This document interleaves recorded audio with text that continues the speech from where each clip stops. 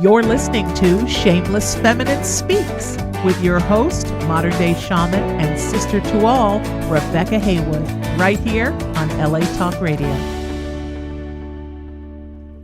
Hello, everyone, and welcome to Shameless Feminine Speaks, the only show on LA Talk Radio for all you women, men, ladies, and misfits ready for the feminine re-evolution. That's right. And tonight, well, we're feeling a little ornery. I'm that bit ornery. There was a lot of traffic. Well, what was pleasurable, I didn't have to drive. Yeah. But the reason I didn't have to drive is not so pleasurable. So let's just prep you about what tonight is about so that, then as we're like laying it on you, you understand where we're coming from tonight and why we're so ornery, right? Because tonight is all about lying, okay? Oof. The title of tonight's show is The Perpetual Diplomat, The Truth of What We Trade. That's right, the truth of what we trade. And last week we celebrated Tatyana's 69th birthday. Yeah, believe it or not, 69, this gorgeous lady next to me, 69. And so, of course, we talked about reciprocity, but we also talked about, as part of that reciprocity, the true reciprocity, where you are the source. Yeah. You are the one giving to yourself. You stop waiting for life to give to you. You give to yourself. You're the one. The feast of life, right? 69, reciprocity, feasting on life, of course. And we asked Tatyana how she does it, and it wasn't about how she looks this way. It's how she feels this way, okay? How she's so full of vitality, right? And she gave us 3 answers. And the third answer, we didn't really have the time to dive into. And that's really what we're diving into tonight. Yes. Because her third answer of what keeps her feasting on life and in that beautiful vitality that we can see is clearly flourishing today, your answer was? I do not lie to myself, thus to others. I do not lie. Yeah. And mind I will not lie. Yes.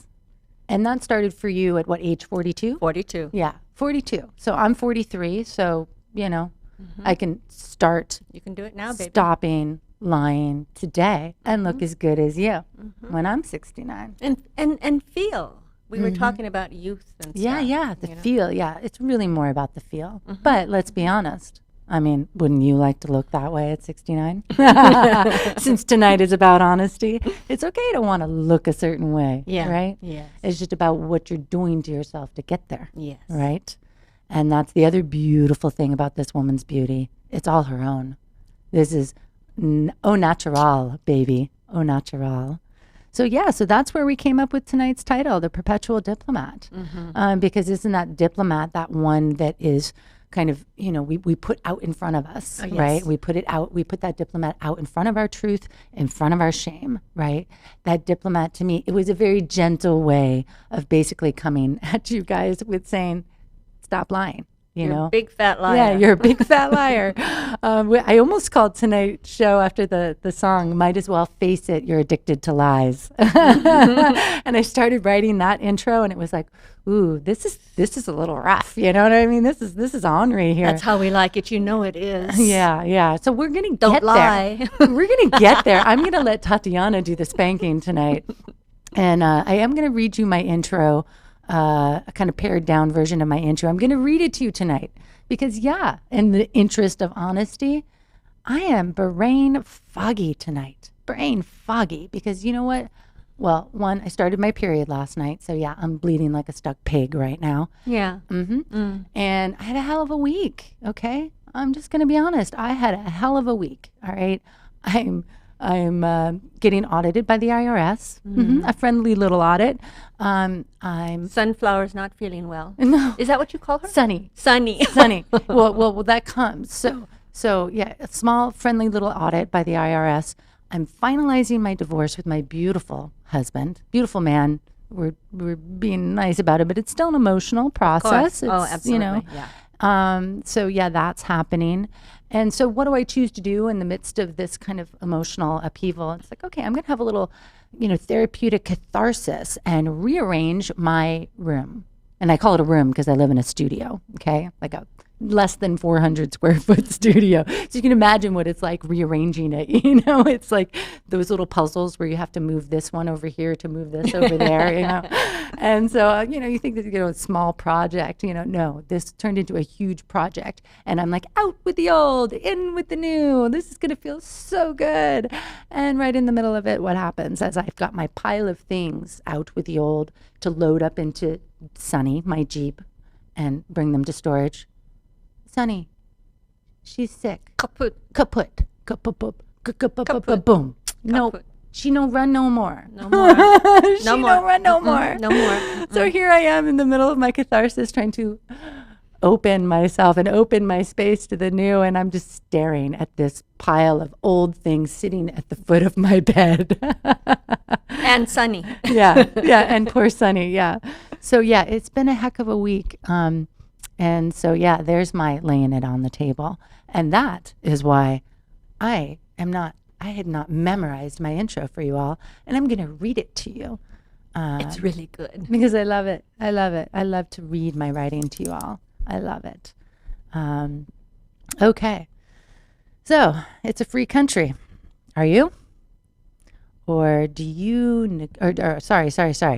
I'm trying to memorize this stuff, or I have it memorized. So we're just going to start that one right over because tonight is all about we get to do starting what we want. over. Tonight's all about starting over. It's a free country. Are you? Are you truly acting as a sovereign being, or do you negotiate your boundaries, soften your terms, and guard your nation's secrets with your life?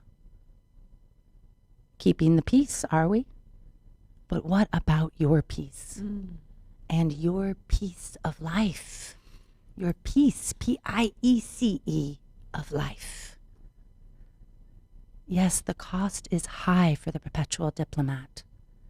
She may avoid the foreign invasion, but her own soils are wrought with an ongoing conflict that produces more than a momentary unrest. It erodes her power to govern her world. Each time she allows her boundaries to be crossed, she narrows her territory. She gets energetically smaller. I'm not used to reading. Every term softened, the words edited or bent in supplication, stalemates her into a self-induced embargo. No more trading. And the guarded secrets are perhaps the most detrimental of all of them. For what she will do to keep them hidden. Lie, lie, and lie some more. Keep listening. Now, no one likes to be called a liar, let alone to admit the little lies we tell ourselves, right? Yeah. But lying comes in many forms, from omitting information and pretending perfection. Just take that one in. Pretending perfection to the outright falsities.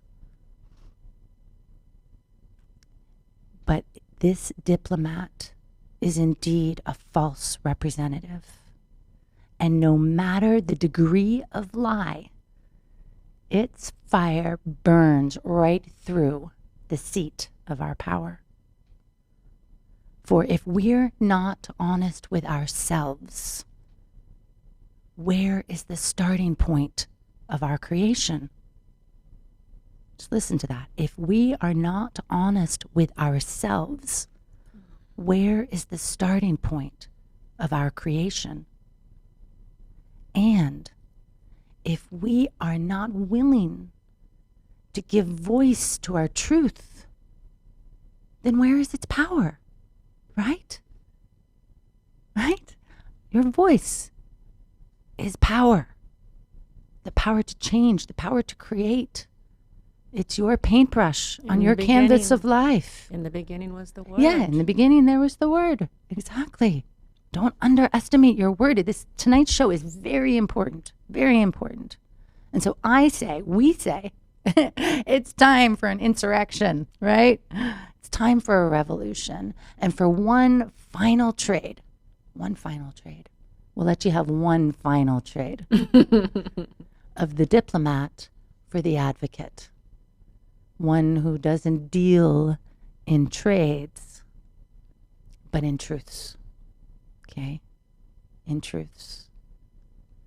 And so that's what tonight is all about. We are here. She is here. She's going to spank you. I mean, they call me the velvet axe, okay? You don't even feel it going in. I'm nice. No. I'm nice about it. I think I'm nicer, you know. I'm gentle most of the time. I'm gentle. I only bite sometimes. I spank on occasion. But this woman, she's got it in for you. Mm-hmm. Okay? She's not going to be sweet and kind and work the way around into finding the way to call you a liar outright. Diplomatic. Mm-hmm, and diplomatic. I am the ultimate diplomat, and it serves me well. It serves me well because now I'm aware of it, right? Mm-hmm. Most cases. I'm not going to lie to you. Am I done with this diplomat? Have I made my final trade? No, I haven't. But I think you use it as a tool knowing that other people respond better. Sure. Because we've been trained to respond to diplomats. Yes, yeah, absolutely. I mean, I use it somewhat strategically. Mm-hmm. Absolutely. Because there's awareness now. And yet, sometimes I really do feel that. You fall into the trap? That constriction. I fall into that trap, that constriction in my throat, and especially with men. Not my father, not my brothers, not my husband. Not my soon-to-be ex-husband. Former husband. I know. So much more diplomatic. Like ex-husband, but I've been using it lately because we're embarking on this new finalization, and there's just something about it that feels good right now. Ex-husband, and there's something about it. Safe. Yeah. So I'm still working on this. I'm going to be honest with you. I'm still working on it. And yet I've been working on it. I have awareness about it, and that's what I can bring to you tonight. Is that awareness and that real understanding of where you're coming from, of why you still use this diplomat, of why you feel safer if you're one with trauma, right? That's really where it sticks for me. Yes. It's a means of protection, keeping myself safe. So, that's really the final trade that I have to make. And you're keeping yourself safe because you don't know how to keep yourself safe? Well, mostly because California doesn't let me carry a gun. No, just kidding. No, you mean what are you keeping safe? Yeah, right. I mean, my clients will say I'm keeping myself safe. I go, okay, from what? Are you not paying attention? Mm-hmm. Right. See, I'm going to sound a little harsh tonight. Yeah. I know. Yeah, but it's not harsh. Yeah. They're facts. Let me just tell you right now. Just take your pants on fire down right now. Just do yourself a favor because bend you over. Want to be spanked by this woman. She's probably going to spank me a little bit tonight. I don't know. I just did. I started to. Yeah, you started to. I interrupted her. But take your pants on fire down. Take your panties on fire down. Take your hot pants on fire down. If you don't take wear it them, all that's down. okay too. Yeah, or if you don't wear no panties, bare your ass to this woman, okay? And if you're in resistance to I'm not a liar, I'm so honest. Oh, sweetheart, you're probably the biggest liar of all. Mm-hmm. That was me. That was me. Oh, I'm not a liar. Mm-hmm. Oh, I don't do that. I'm so honest. I tell everybody everything. Mm-hmm. No. So what were you telling them? Oh, I was telling them yes when I meant no. Mm-hmm. I was saying it's okay when it wasn't. Mm-hmm. I wasn't such a secret hider. I wasn't that way, even though, I'm a Scorpio. I'm supposed to be a little more mysterious, but no, I don't have secrets that I hide from people. It was mostly acquiescing. Yeah, it was mostly the acquiescence, conflict avoidance. Mm-hmm. And yet, which is interesting because when I was a little girl, I was a feisty one. I told you the story about my older brother, which I don't think he'll mind me sharing with you this story. But when we were real little, my parents divorced when I was about 2. And so there was my dad and my stepmother at my dad's house.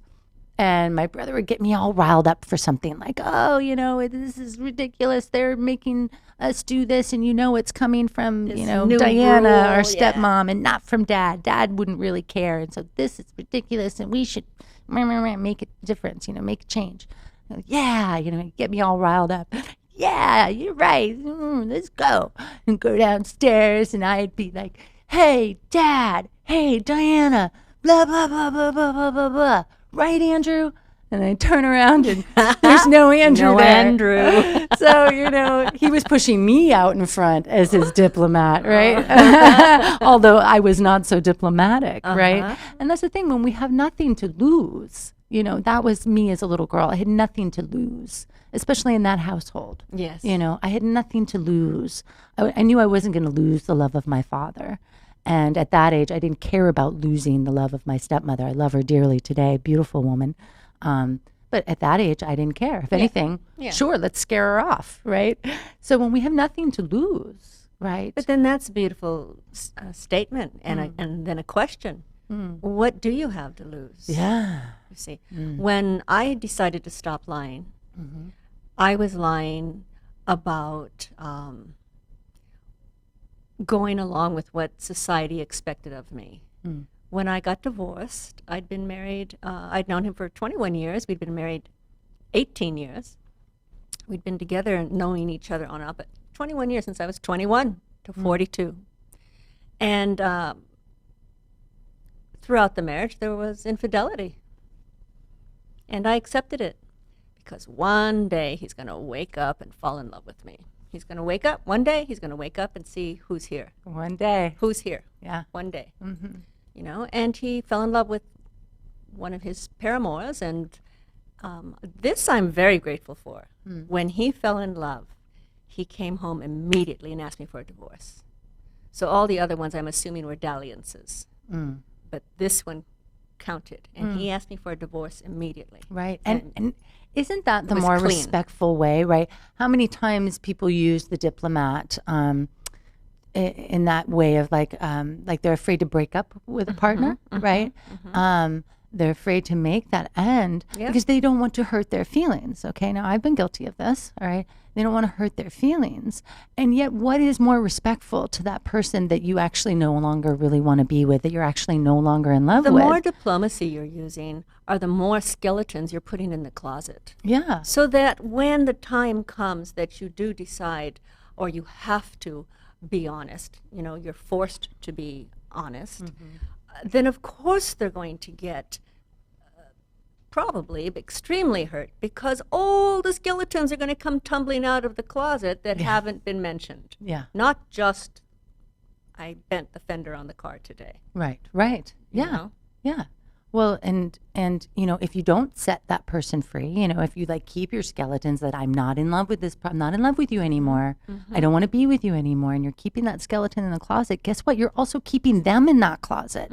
You're not setting them free to move on. And that's where you are. Right. The ball and Neither of chain. you are free. No, Yeah. No. Neither of you are free. So he asked for the divorce, and that's when I decided, because I was angry, not so much at him. I was angry that I felt that I had done everything that domestication had asked of me. I'd been a good wife. You'd played by the rules. All the rules, every single rule there is, Yeah. Excellent. Housekeeper. I did beautifully. Domestication and I were good partners. And I was angry, and I didn't understand. So that's when I began to look at what happened. What happened? How could it not happen? I was lying the entire time. Because the moment actions on both of our parts started to not feel and create happiness and joy, peace, it was over. It was over. And no, I stayed for the status. I stayed for the neighborhood. I stayed for the money. I stayed for the business galas. I stayed for the business trips. I stayed in the end. And then I said, I'm staying for children. Yes, but in the end, it was for the money and the status, you see. That's a big fat lie. If you're there you're there. Fine. There's no shame in staying there for the money. Listen carefully. But I didn't just stay there for the money. I complained bitterly about not being in love and not having sex and not being loved. I complained bitterly. So one tool, not tool number one, but one tool. Pay attention to your whining. Pay attention to your whining. If you're going to be where you are, no shame, no blame. Right. But no complain. Right, no complain. No shame, no blame, and no complain. Oh, I like that. We're adding to our little shameless feminine motto. Shamelessly shameless, no shame, We're no going to blame. come out with bumper stickers. No complain. But truly, Yeah, I like truly, no shame, but I complained. I complained. I wanted it different, but I was unwilling to change what I was living. So once I was divorced, I said, never again. Never again. I will never lie to myself. But since I don't lie to myself in how I am experiencing, then that means that whatever I am experiencing is going to hear how I'm feeling about the experience. Right, right. And what happens is it can feel aggressive, but it's not aggressive. It's just that you're unaccustomed to somebody saying what they're feeling in the moment. Unapologetically. Unapologetically. One thing I love about my husband is I'll get dressed and I'll say, how do I look? And he'll say, your stomach sticks out on that one. I love that. Why? I can trust him. I can trust his eye. Yeah. I love whatever he's going to say to me because he looks at me and he calculates and he says, nah, don't wear that. Yeah. I mean, don't we want an honest mirror? You know, we don't actually want the funhouse mirror that distorts what we actually look like, right? The diplomat would be, well, you know, the color's really great on you. You know, the jewelry goes, yeah. But Yeah, and you notice in his statement there was no opinion there. There was no value given of whether that was good, bad, right, or wrong. It was simply your tummy's sticking out. Yeah. Yeah. I wouldn't wear that. Your stomach sticks out. Now but, you know. get the choice. Yeah, You and get the that's that. choice. Yeah. So So the diplomat, diplomat, though, hems and haws and buys time. yeah. Hems and haws and buys time. But then you say to yourself, Buys time, sells time. what were you buying or selling? What were you trading? Time. For what? Right. Well, and that's part of the reason that this has kept Tatyana in that vitality. Yes. Because she doesn't waste time. You know, at that age 42, you were like, never again. Will I Never waste again. time? Never again. Will I waste time being in relationship with potential? Will I waste time lying to myself to stay in relationship with potential as if something was going to change or as if I was actually being served by this status, by this neighborhood? Absolutely. By, you know, Yes. that my kids needed me there under the same roof with my husband, right? That's why I pay attention to your complaining, right? Because Absolutely. when you're whining about something, you're complaining, okay, you're unhappy. Right? You have the power to change it. You need to In listen all to likelihood, yourself. you have the power to change it. If you don't, oh, well, okay, there are scenarios that some cases, very rare, do you not have the power to take a step outside No, the that's door? not true. That's not true. Yeah? We'll be terrified. And, Well- I can understand the terror. I can understand. I mean, I was a single mother. The moment we got divorced, I became a single mother, a single parent. Yeah. None of these weekends or weeks or no, 100% my children. It was difficult. Right. I didn't have the money for the babysitters anymore. I didn't have that freedom. So there are going to be some women that haven't ever worked, maybe. So I can understand. It's going to say, oh, what do I do for a job?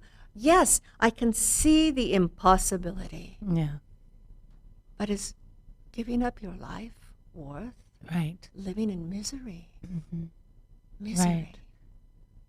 Right. The impossibility. There's always a possibility that comes, right? Yes. There may be a moment of impossibility, yes. right, where you are physically pinned and there's nothing that you can do Yes. to change that particular impossible moment other than to change where you're at in that moment, right?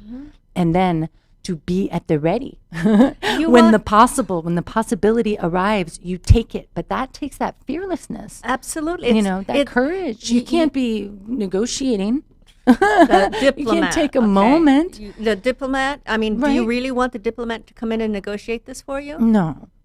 Well, you can leave, but, and then maybe when this, Right. and then there's a possibility of that, Right. and then if this opportunity comes, Right. You know, I really, as I was sitting with this and being very diplomatic in what I was writing, it really, like, there was this fire that started to churn and burn and grow inside of me of this kind of where we're at in today's society. And it's not just about how this is put on women. No, this is No. all of us. We are so not beat down, but we are so tamed into this place. We've tamed truth, And then we've what- tamed our voices with, political correctness and spiritual ideals and Oh, my God, you yeah, know, don't get me started on that. niceties. And I'm not saying like, okay, yeah, be kind with your words, be kind. But just because you don't have something nice to say doesn't mean don't say it at all, right? Who's deciding that it isn't nice? Who's deciding, right? It doesn't mean don't say it at all. It means find a way of saying it that it can be heard, okay? Find a way of saying it. Find your way of saying it. There's that expression, choose your battles wisely. Right. But just feel that expression in your body right now. Just like feel how that expression hits you. Choose your battles wisely. What is it pushing you towards? It's pushing you to not choose at all. it pushes you toward, be afraid you're going to lose. Right. One, it sets you up that there is a battle. Two, it sets you up to not choose it, to not use your voice, to not stand up and say, wait a minute. Actually, no,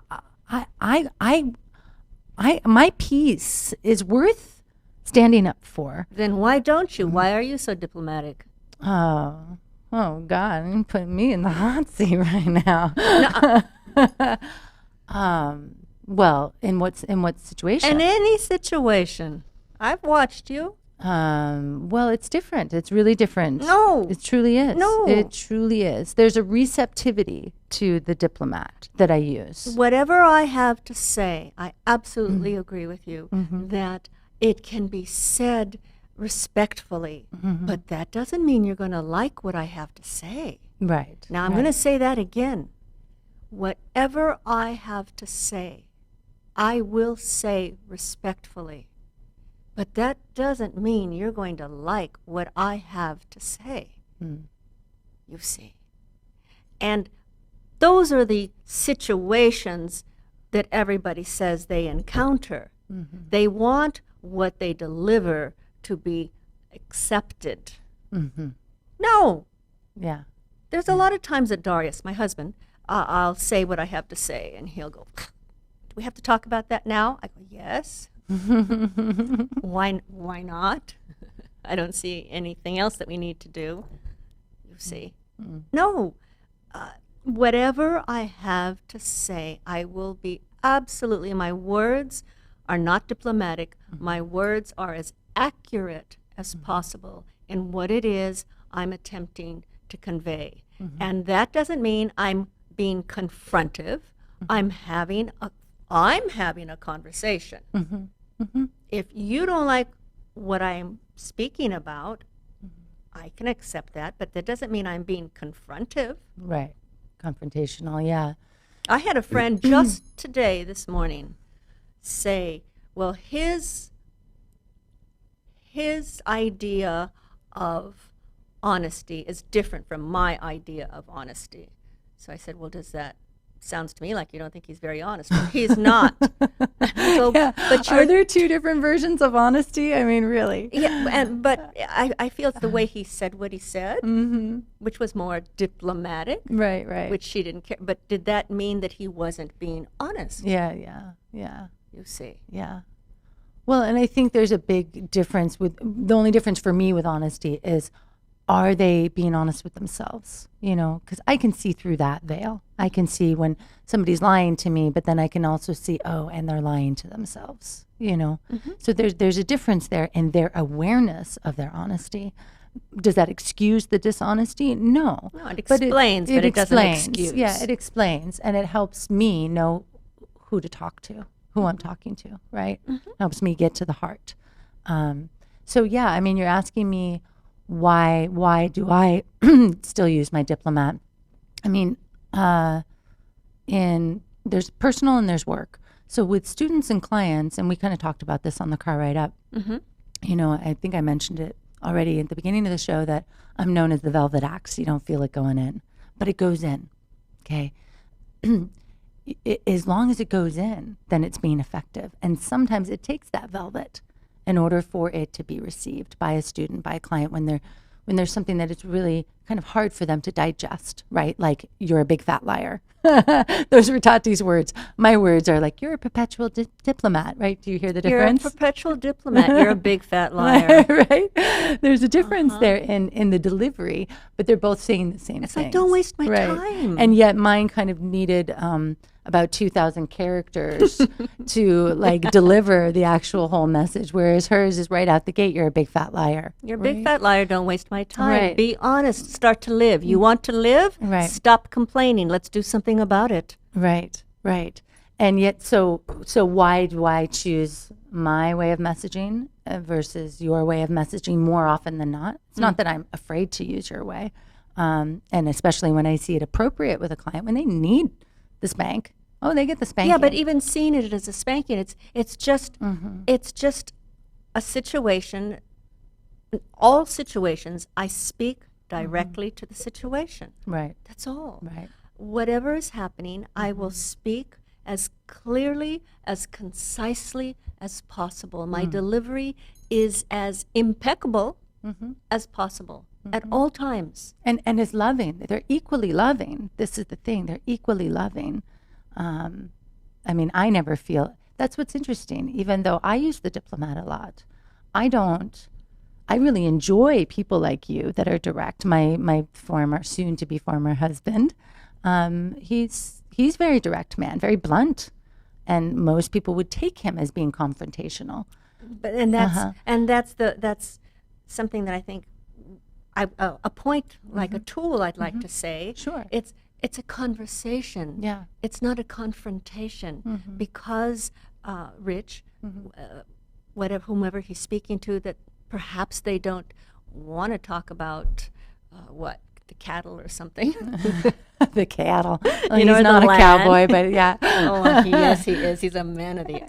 Yeah. He's a Well, beautiful he guy. would talk about the cattle, and he would have plenty to say about the cattle, actually. But, you know, because they may not want to speak about that right now, doesn't mean he's being confrontational. If he says, no, we need to speak about that right now. That's not confrontation. That's a little being a little determined. Right. But in society, we are taught to sidestep. Right. We are taught to hem and to sugarcoat, haw. to coat it and sugarcoat it in honey so that it's easier Have to you swallow. ever heard women when they're talking and they're telling a lie, their voices go like this, you know? Everybody's voice goes, oh hi! Hi! Oh, so good to see you! I don't know if my voice can go that Oh, high. yes. Can my voice go that high? What they're really saying is like, oh shit, why did I run into her right now? Yeah.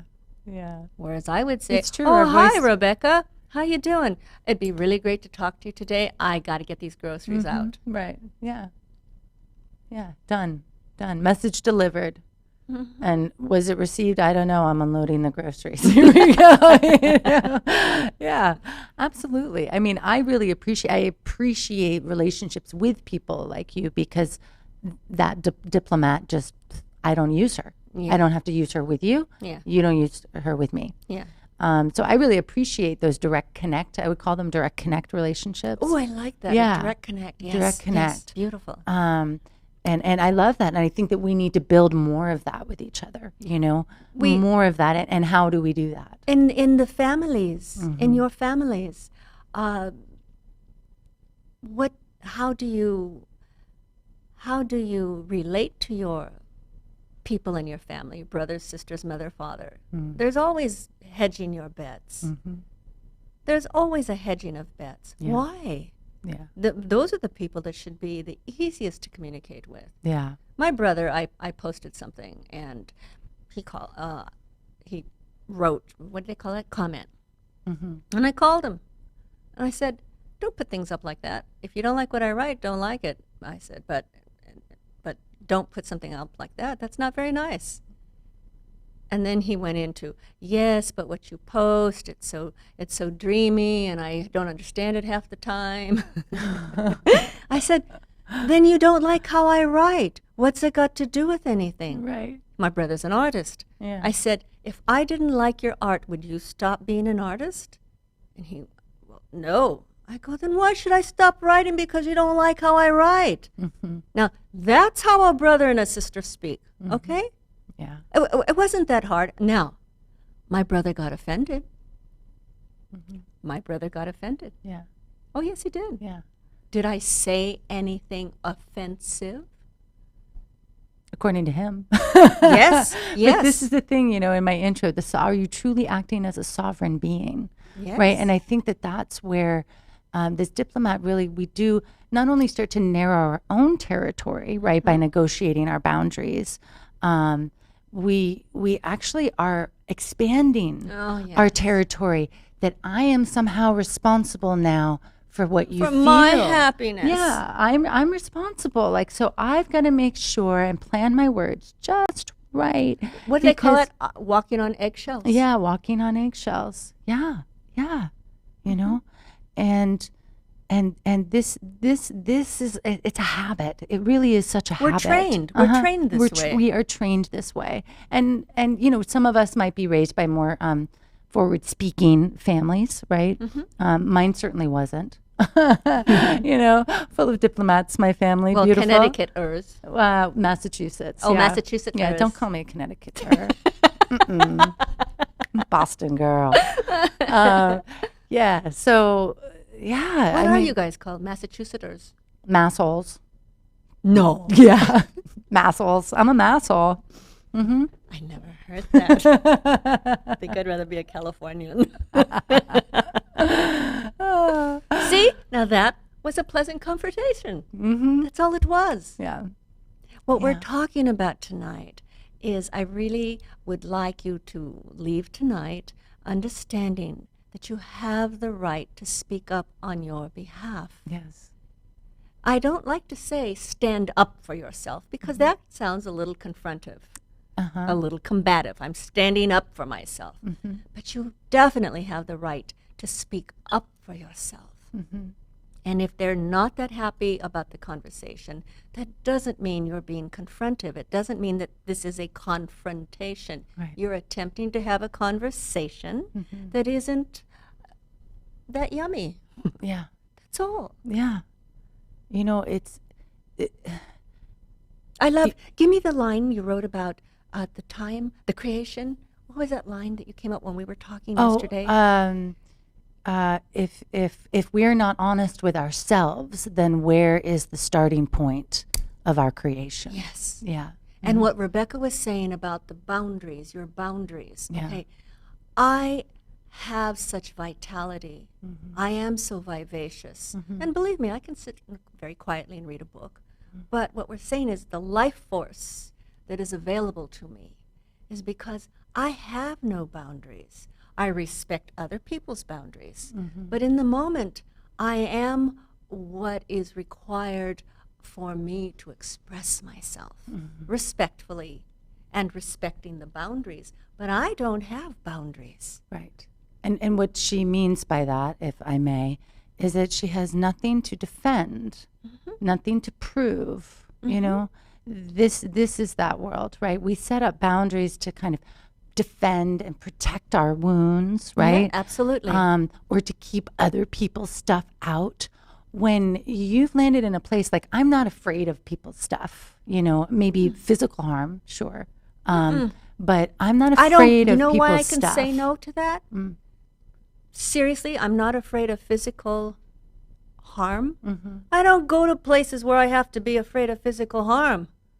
Yeah, well, that's a kind of a myth that there are places that have it and places that don't. I was raped in a small town in Maine at a yacht club. Yeah, but why wasn't I? It's never been, for the number of times that I've been raped, it's never been in a dark alley. I was raped. I forgot. Yeah. I forgot. Yeah, and it wasn't a dark alley. No, it was a really nice house. Daylight, and so. No, but what I'm talking about is now that I have all my faculties and some life experience, no, Sure. I'm going to listen to my heebie-jeebies. Right. You know what you know. When Right. someone's creepy or something's creepy or you open a door and you don't want to go in. This is the point right Don't. here. Yeah, this is the point right here. What she's saying is she trusts herself. Absolutely. That her eyes are open, her heart is open, her gut is open to the world. So- she will know when danger is So I approaching. am in perception. Yeah. Okay? I'm in perception, and I don't lie to myself about what I'm perceiving. If I'm in Beverly Hills at high noon and the hairs go up on the back of my neck,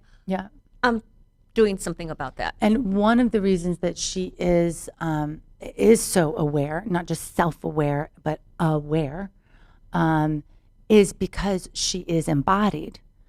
And one of the reasons that she is so embodied is because she doesn't abandon herself via the lies. I am my Right. own best friend. The lies are one of the ways that we abandon ourselves. Absolutely. One of the ways that we step outside of ourselves, pretending. Okay, let's talk about that one real quick. Because this is a big one, especially for the spiritual folks listening, Oh, right? God, yeah. How we pretend perfection. Did you hear me whine? Yeah. You heard me whine. Yeah. Spiritual folks. Yeah. Whine, whine, whine. Yeah, and there's a lot in the spiritual world about what it's supposed to look like, right? What it's supposed to look like, what it's supposed to feel like, and Flower child. right. Flower child. And what we end up doing is we're pretending perfection so much that we kind of start to believe it. So yeah, we might actually experience like some level of nirvana, but like only from the neck up. You know what I mean? Like, and that was me. I was neck up nirvana for a long time. And I wasn't embodied in my spiritual experience. And why was that? Was because I wasn't embracing this body. I wasn't willing to be embodied. I thought that to be spiritual and to be enlightened meant that I wasn't supposed to have those thunderstorms of anger, or those torrential downpours of my sorrow, that I wasn't supposed to have those. And so I was pretending perfection, spiritual perfection. I was pretending spiritual perfection. Or And abandoning myself. I was abandoning. but the drugs too. And I'm not going into addiction or anything like that. I'm just talking about all of these artificial ways that we have. No. This is the best drug you could ever have to be free in this. Oh, yeah. Oh, yeah. I had some beautiful clients once when I worked at a place, and they were ex-gamers, young men, 20s and 30s, and they were like the kind of people that get helicoptered in to get snowboarded onto virgin terrain, Right, that yeah. kind of thing. And I worked in a place for addiction because they'd been banged up so badly that they got addicted to pills and things like this. Anyway, I gave them 24 hours. They needed the X game. They wanted the adrenaline. They wanted that high. Because we said, why do you do this? Yeah, And I can understand that. I said, you want a high? 24 hours. Tell the truth. The truth. Okay, assignment. Your truth. Assignment, people. Your mom comes to visit you. You tell her you miss when you were young and you didn't have these responsibilities. Your dad comes to see you to visit. You tell your dad what you're really feeling, that you're angry. Your family comes to see you. You tell them that you're angry, that your money is buying all these houses for everybody, and you feel obligated to keep the bucks coming in. Okay? These were the stories I would hear. Yeah. Okay? The mom and dad would come and they'd all sit there and no one had anything to talk about because they're all embarrassed because they don't want him to be addicted and they hope he's happy. Ring any bells in other ways of your life? Yeah.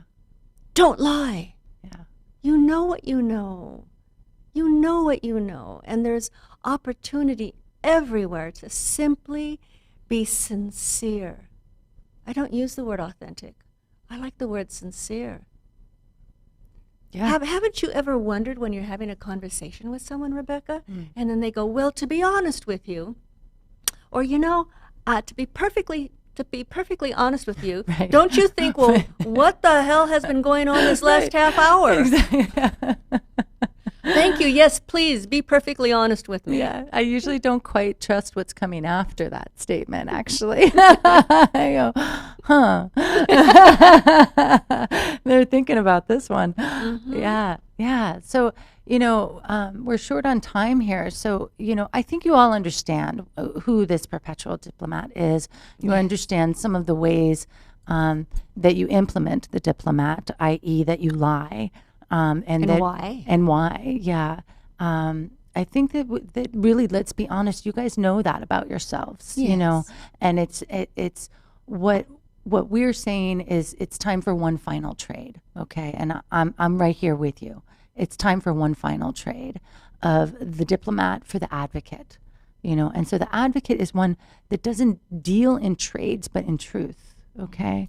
So meaning that we're not trading, we're not pausing for our words and trading like what was here in our heart to say, right? Like really, actually, when we do the direct connect, it comes straight from the heart. Yes. Okay, there's no translator that it passes through. Okay, it's very subtle, that aspect of the diplomat. There's no translator that passes through when you're just speaking straight from the heart. Like here on the show, I speak straight from the heart here. There's no translator; it's passing through. And so, practice that for yourself. Stop trading in those pauses. Stop trading time. Stop trading your words and swapping them out, doing the edit, doing the bending of the words and supplication, okay? And then I go back to why? Why? You're doing what she's saying that you're doing. But my thing is, I get to the core. Why? You're trading and you're hemming and hawing for what? For what? Right. What is the illusion, right, of where are those boundaries? Have you expanded your boundaries? And now you're telling yourself that you're responsible for their feelings as if you have any power over how they receive your words anyway? Yeah. Or are you narrowing your territory, right? Editing those words and kind of giving away, softening your terms, right? We're always talking negotiating your boundaries smaller. But right? we're always talking about best friends. But why? Yeah. Best friends. I am my best friend. Yeah. I am my best friend. I don't need to trust Rebecca. Do I trust her? Of course I trust her, but I trust her because I trust me. And if something begins to happen that I'm not very happy with, I'll speak to it in the moment. In the moment. I don't let things fester. Yeah. If you need to be with something that your child is doing or your husband or a sibling, friend, I understand that you're trying to figure out exactly what it is that's offending you or hurting you, But once you've decided that part, to continue it, to let it happen, is festering. Yes. And what she's saying is, what can you create out of infection? Right. That moment of creation that she spoke about, where is it for you? Yeah. Where is it coming from? And it comes from, like I said, that direct connect that comes straight from the heart. And yet when we give it words, we're birthing it from our heart into the world, okay, into another person's mind, okay, onto the canvas of our life, okay, speaking it out loud to God, okay, or even the unspoken words have just as much power, okay? So be mindful of that power of your word. And if you need to take a partial vow of silence, this was something that I did for myself for quite a long time. A partial vow of silence is, when you really only speak when absolutely necessary. And I tell you, when you do that, you will start to see how often you reach to explain yourself or you want to defend yourself or you want to correct somebody or give your opinion. Or you want to talk because it's quiet. Yeah, you're uncomfortable or you want to be quiet. seen a certain way or you want something from that person, right? They're just like, oh, wow, I was like, but nope, you know what you're that's doing? That's not necessary. That's not necessary. But you're that's not enabling. necessary. When you're doing that, you are enabling. If you cannot just allow moments to be and you have to go in and start pacifying and patting and redesigning, you're enabling. Yeah. So, and sarcasm is another kind of subtle one that how we lie. Talk about that a little bit. Oh, sarcasm. Yeah. There is no such thing Yeah. as it was only a joke. that is sarcasm, and those are veiled darts. Yeah. They're clothed in humor. No, true humor is when everybody laughs. Everybody laughs, and it's a hearty laugh. It's a sweet laugh, including the one delivering the joke. Yes. Right? Yeah. Or let's say one time I went to put a plate down, and I was talking, and I set it right down in the air. I missed the whole counter, and we all laughed because it was done so innocently as I was looking at everybody and really just like by the counter, like a foot away, and we all laughed. Yeah. They weren't laughing at me. It was funny. There was humor involved, okay? Yeah. But a barb has a target. Sarcasm, it was only a joke. I was only joking, has a target. Yeah. Someone just got hit on the bullseye of their heart. And you didn't have the nerve, the guts, the bravado to say what you needed to say. So you made a joke. No, you didn't. You were just nasty. Yeah, it's a word with a hook. You know what I mean? It goes like this. It's a curveball. You know what I mean? And it may kind of deliver a message, but then you like you retract it, right? Oh no, I was just kidding. Just kidding. Just kidding.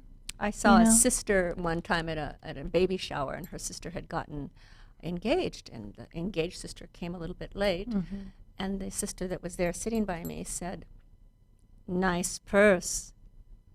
Okay. No, she didn't mean it, and it wasn't nice. She meant to hurt. She meant to hurt.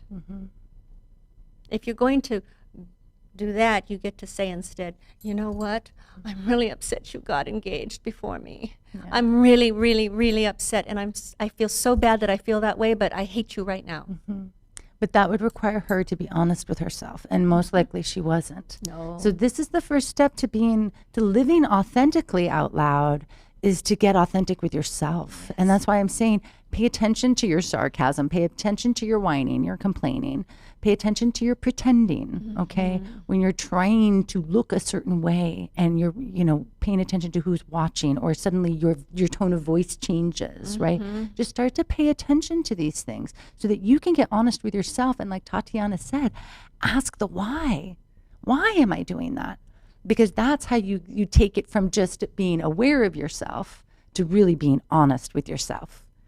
Okay? Yes. So really being honest with yourself. And that is where now your starting point of creation starts to come back into your hands. Okay? You really truly start to create and to live and to act as a sovereign being rather than being so all-inclusive, right? Like I'm like an all-inclusive resort sometimes. Like I can feel all you people, and I'm like, okay, we'll take care of you, we'll take care of you over here.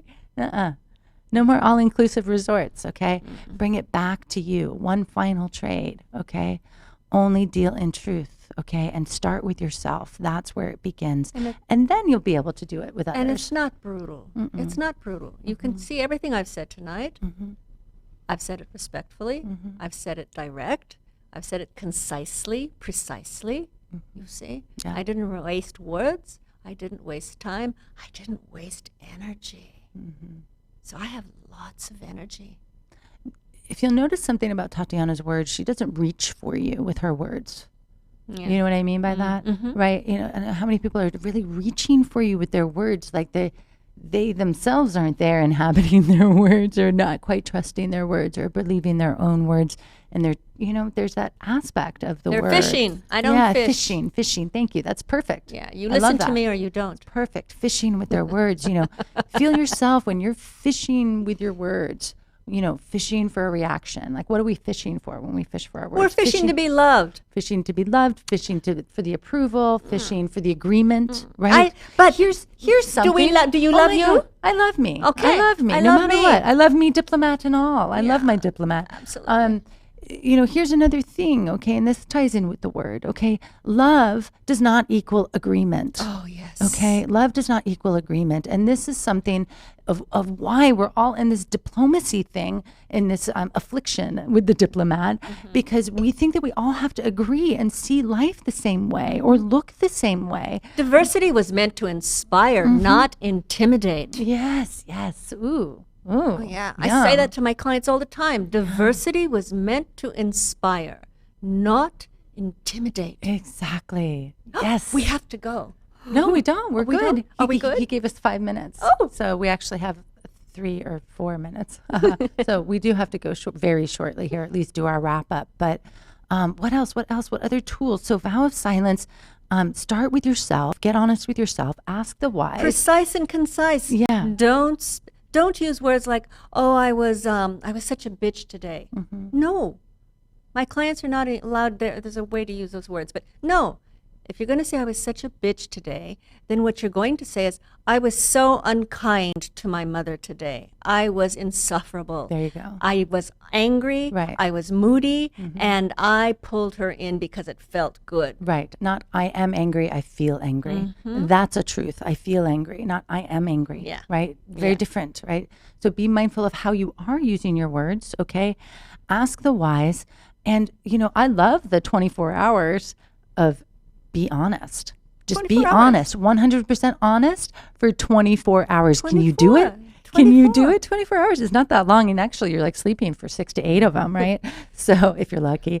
Yeah. So maybe we should make it 48, huh? Do you think they can take 24 it? to start. Come on. Do it. Oh, look. She's, And then- she's and then- being the nice one. And then write us and tell us, because Yeah. it's not about being confrontive.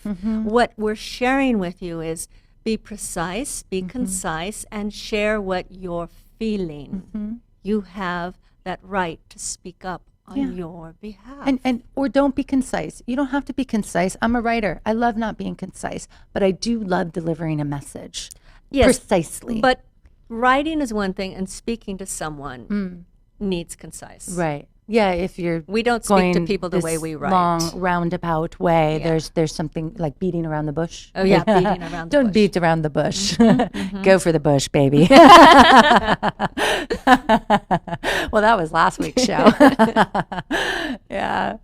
So, wow, I think, we're pretty much out of time right now. So what I do want to remind you guys that we are taking your questions, your stories, your real life struggles, okay?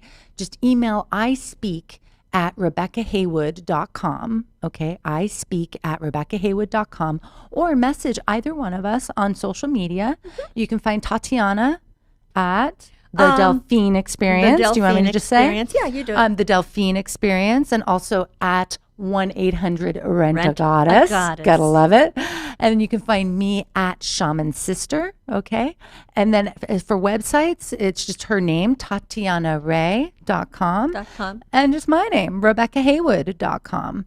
And, if you're interested in going to Teotihuacan, Mexico, to the pyramids, the place where man becomes God, hit me up, because I am been asked to do a custom journey down there in March, like mid-March, 14th through the 19th, I believe it is. So if you are a newbie, hit me up. I'll take you to Teo. So I'll give you all the details, all right? Because I'm opening it up to my people, to new people. All right, so to all all you virgins, Teo virgins. Ooh, I haven't done a virgin trip in a long time. Ooh, this will be fun. So yeah, hit me up. And what else? Yeah, send us your questions, your real life struggles. You can remain anonymous on the show. We won't reveal who you are if you don't want us to. Yeah. There's no need for it. Doesn't matter. It's everybody's problem, really, right? I mean, one question is everybody's question. Okay, see, but where I go with that is, what's the secret? Right. Oh, yeah. But don't mind me. That'll be next week's show, because, that was an aspect of lying we really didn't quite dive into, the secret keeper. Secret. So that will be next week's show, because that's a really important one. This week was the lie. The line. Yeah, the line. So next week, we're going to dive into your secrets. So get ready to come out of the closet. We love you. All right, we love you all. We'll see you next week, Tuesday, 7 p.m. for that feminine re-evolution, baby. We love you. Bye-bye. You're listening to Shameless Feminine Speaks with your host, modern day shaman and sister to all, Rebecca Haywood, right here on LA Talk Radio.